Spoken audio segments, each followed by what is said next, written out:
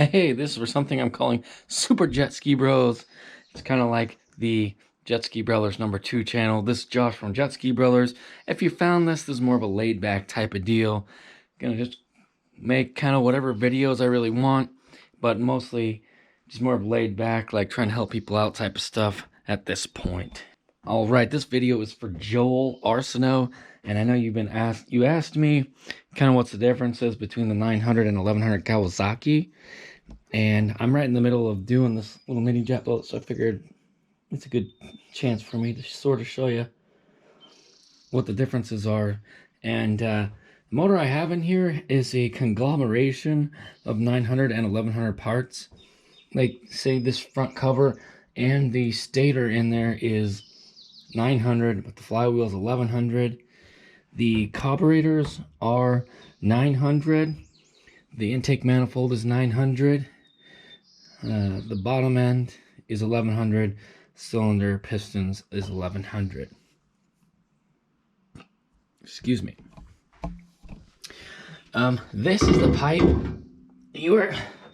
I was saying to you that the biggest differences is the pipe, and you can see it right here. This one here is a 900 pipe. This is an 1100 pipe, and it's like a difference. The real difference is the length right here. You can see it's probably like 2 inches longer.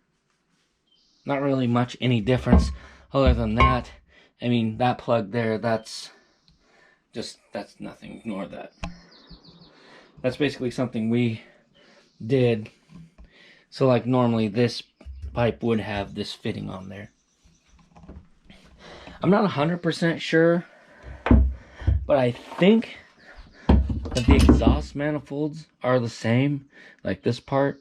I definitely could be wrong on that, but I'm pretty sure they're the same.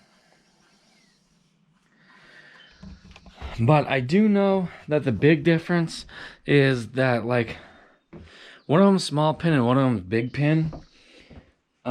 Meaning that, you know, the rod ends are going to be different. But you know what I'm talking about. And so I've asked Jacob before, like, can we swap like a 900 cylinder and pistons onto this 1100 or vice versa? And apparently that's not really a very feasible thing to do. Although it can be done, but it sounds like you got to get special pistons or whatever, because, you know, one bottom end's going to be big pin and small bore or whatever, you know what I mean? It's weird because I feel like talking like the normal YouTube style, but then I realize that you already know this kind of stuff, so I don't have to go as detailed and in depth. But I guess that's all I could really think of right now. The 900 carbs are different in the way that they do not have the accelerator pump on them. So we're usually setting up our 1100s to run on 900 carbs or switching them over to Mikuni carbs, because they come with the kind, whatever they are. So yeah, just thought I would give you that info since I was here and I had the parts just sitting on the ground. So yeah, there you go.